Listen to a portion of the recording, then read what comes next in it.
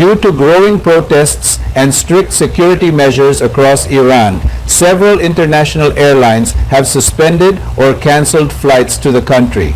The flight cancellations have completely halted international flight traffic to Iran's major cities, Tehran, Mashhad, Shiraz, and Bandar Abbas.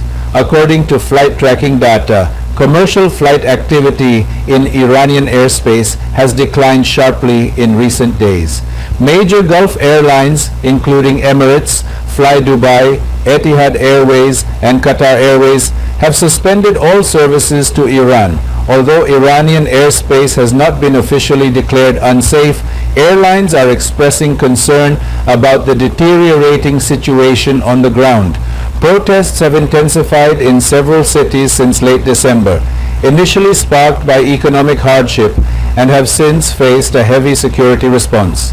Human rights organizations have reported dozens of deaths, including among minors. The mobile and internet blackout in Iran since January 8th has increased the safety risk for international carriers.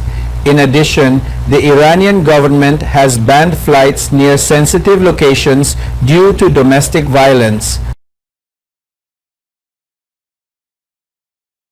Iran में बढ़ते विरोध और कड़े सुरक्षा उपायों की वजह से कई इंटरनेशनल एयरलाइन ने देश के लिए अपनी फ्लाइट्स रोक दी हैं या कैंसिल कर दी हैं।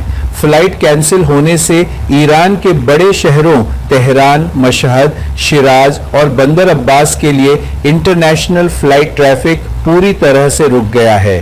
फ्लाइट ट्रैकिंग डेटा के मुताबिक हाल के दिनों में ईरानी एयर स्पेस में कमर्शियल फ्लाइट एक्टिविटी में तेजी से कमी आई है।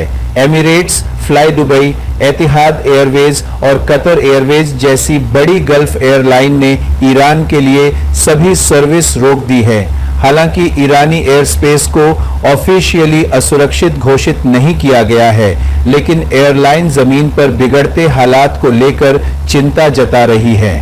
दिसंबर के आखिर से कई शहरों में विरोध प्रदर्शन तेज हो गए हैं, जो शुरू में आर्थिक तंगी की वजह से शुरू हुए थे और तब से उन्हें भारी सुरक्षा कार्रवाई का सामना करना पड़ रहा है।